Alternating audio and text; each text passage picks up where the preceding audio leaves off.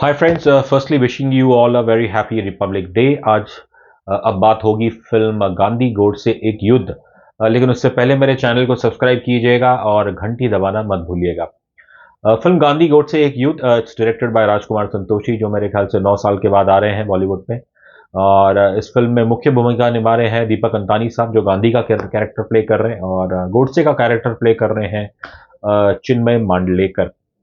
जब फ़िल्म ये I think इसका ट्रेलर आया था, और फिर ट्रेलर लॉन्च के दौरान जो बातें की गई थी, तो उन सब से तो ऐसे ही लग रहा था कि शायद ये फ़िल्म, एक डर था कि कहीं ये एंटी गांधी फ़िल्म ना हो और प्रो गोडसे कोई ये फ़िल्म हो। जैसा कि हम जानते हैं इतिहास में क्या हुआ था कि 30 जनवरी 1948 में नथुराम गोडसे, जो एक स्ट्रॉन्ग हिंदुत्व थे, उन्होंने महात्मा गांधी का कत्ल कर दिया था। और खैर, उसके बाद तो वो दुनिया की नज़र में एक आतंकवादी बन के रह गए, और महात्मा गांधी तो खैर महात्मा, वो फादर ऑफ नेशन है और हमेशा रहेंगे। ये film obviously it is based on a play by writer Asghar फजाहत। इस फिल्म में भी ऑब्वियसली उनका योगदान है डायलॉग्स द्वारा। और वो प्ले तो हमने देखा नहीं, और मेरे ख्याल से ज़्यादातर तो वो प्ले बैन हो गया था, बिकॉज ऑब्वियसली उसको लेके काफ़ी बवाल हुई थी। तो ऑब्वियसली अंतानी वजहत साहब का तो सपना आई थिंक मैं कहूँगा पूरा हुआ है कि उनकी इस कहानी वो बड़े पर्दे पे आने में काबिल हुई है। सो ये बेसिकली एक फिक्शन कहानी है। ये obviously it's based on real characters, लेकिन इसकी एक फिक्शन कहानी है। वो कुछ इस प्रकार है कि जैसे 30 जनवरी को जो हुआ था, उस हादसे में गांधी जी बच जाते हैं, नथुराम गोडसे जेल में चले जाते हैं, बट वो जाहिर है नाराज है कि जो वो चाहते थे वैसा हुआ नहीं। और उसके बाद गांधी जी एक इच्छा व्यक्त करते हैं कि वो गोडसे से मिलना चाहेंगे, तो वो उनसे मिलने के लिए जेल में जाते हैं। जाहिर है ये पहली मुलाकात जो इनकी होती है वो इतनी कुछ खास नहीं होती है, बट गांधी जी बिंग गांधी जी, वो तो एक फिर भी रहम दिखाते हैं। और लेकिन गोडसे इज हार्डली इंटरेस्टेड। और उसके बाद गांधी जी फिर जेल आते हैं, कुछ of because of other reason, और तब उनकी एक नहीं कई मुलाकात होती हैं गोडसे के साथ। अब आई थिंक इस मुलाकात का जो परिणाम है वो यही है। आई थिंक इस फिल्म, और इसी में इस फिल्म का मैसेज है कि दो इंसानों की या अनेक इंसानों की राय अलग अलग हो सकती है, लेकिन एक डेमोक्रेसी में I think we should respect one each others view. और ये ज़रूरी नहीं है कि भले हमारी राय ना मिले कि हम एक दूसरे का गला काट दें। इन्हीं चीज़ पे ये फिल्म अपना एक अच्छा मैसेज देती है। आई थिंक इसका मैसेज तो अच्छा है, बट प्रॉब्लम है कि even though this film is just 110 minutes in duration, I think writer और वजाद साहब और इवन डायरेक्टर कहीं ना कहीं ऐसे लगा कि इस कहानी को स्ट्रेच नहीं कर पाए थे। अब जब तक ये फिल्म गोडसे और गांधी के बीच में बातचीत चलती है पर्दे पे, तब तक ये फिल्म आपको अच्छी लगती है, लेकिन जैसे वो से बाहर निकल के किसी और दिशा में और चीज़ों में जाती है, तो तब वहाँ का जो पर्टिकुलर स्क्रीन प्ले है वो हमें अच्छा नहीं लगा। आई थिंक इस चीज़ में जो एक चीज़ इन्होंने दिखाई है, मैं कहूँगा कि वो कोई एंटी कांग्रेस भले ना हो, लेकिन हाँ थोड़ा जो हमारी करंट एस्टैब्लिशमेंट है बीजेपी, उनके जो कांग्रेस मुक्त अभियान है, उसे कहीं ना कहीं बढ़ावा देती है। हाल कुछ ऐसा है कि देश की आज़ादी का, खैर ये तो सत्य कहानी है कि देश की आज़ादी के वक्त गांधी जी ने कहा था कि कांग्रेस पार्टी को डिसॉल्व कर देना चाहिए। और वो ऑब्वियसली वास्तविक जीवन में हुआ नहीं, बिकॉज सत्ता तो चलानी है किसी किसी ना किसी को।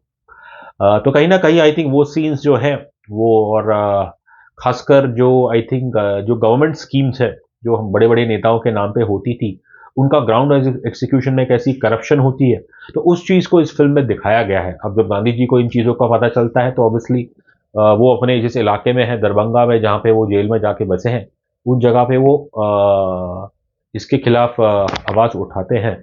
बट ऑब्वियसली ये चीज़ें आपको ये भी बताता है कि जो हमारी सरकार है, जवाहरलाल नेहरू जी सरकार, और जो बड़े बाकी दिग्गज नेता हैं, कि वो कर क्या रहे हैं।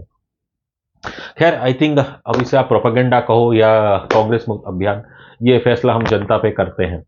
आई थिंक फिल्म का वही है स्ट्रॉन्ग पॉइंट, वही कि जब जब गांधी और गोडसे की मुलाकात होती है, तब तक इस फिल्म में दम है। रही बात परफॉर्मेंस की, तो दीपक अंतानी साहब ने काफ़ी अच्छा काम किया, हम उन्हें पहली बार देख रहे हैं। और गांधी ऑब्वियसली जैसा उनका स्वभाव था, शांतिपूर्ण, वैसा ही वो किरदार है और वैसी ही परफॉर्मेंस हमको देखने मिलती है। रही बात मांडलेकर साहब की, तो उन्होंने तो कश्मीर फाइल्स में एक एक्सट्रीम रोल किया था एक्सट्रीमिस्ट का, और यहाँ पे भी कहूँगा from one extreme to another. हालांकि ट्रेलर लॉन्च के दौरान मांडलेकर साहब ने कहा था कि बिट्टा मलिक, बिट्टा कराटे एक मुस्लिम एक्सट्रीमिस्ट है, और जो नथुराम गोडसे है वो एक हिंदू नेशनलिस्ट है जो हिंदू राष्ट्र का सपना देख रहा था। अब इस चीज़ पे भी खैर लोगों की अपनी अपनी राय हो सकती है। लेकिन कहना पड़ेगा मांडलेकर साहब he is a very good actor, बतौर एक्टर वो उन्हें कोई भी कैरेक्टर दिया जाए वो उसमें बिल्कुल घुल जाते हैं। और मैं ये नहीं कहूँगा कि ये फ़िल्म कोई व्हाइट वॉश करती है नथुराम गोडसे को, लेकिन अगर आप गांधी प्रिंसिपल्स की बात करें तो ज़ाहिर है अगर गांधी जी आज ज़िंदा होते, तो वो कभी नहीं चाहते थे कि नथुराम गोडसे को फांसी की सज़ा होती या उन्हें उम्र कैद हो। वो उन्हें ज़ाहिर है माफ़ कर देते, फ़िल्म में भी वैसे ही दिखाया गया है। और वही इस चीज़ का मैं कहूँगा जो गांधीयन प्रिंसिपल है ऑफ फॉरगिविंग, आई थिंक ये उस चीज़ को जताता है। इन दोनों की बातचीत में ये होता है कि जैसे इनकी बातचीत होती है कि ये खासकर गोडसे द्वारा जो गुस्सा है वो थोड़ा कम हो जाता है। और आई थिंक फ़िल्म का जो एक इम्पोर्टेंट सीन है कि कैसे पहले तो बड़े गुस्से गांधी का नाम वो बड़े गुस्से गुडसेल तरीके से लेते थे, लेकिन एक टर्निंग पॉइंट पे पहली बार गोडसे गांधी को महात्मा गांधी कहते हैं। ऑब्वियसली फ़िल्म में आगे जैसे ये बढ़ती है, इसका क्लाइमैक्स है उसमें बस ये दिखाया गया है कि अ, द दोनों लोग अपने अलग-अलग व्यूज़ को रिस्पेक्ट करते हैं। तो I think I would say it's एक भले ही फ़िक्शन कहानी हो, लेकिन इसे मैसेज अच्छा है। थोड़ा बहुत राइटिंग में आई थिंक थोड़ा 19-20 का फ़र्क है।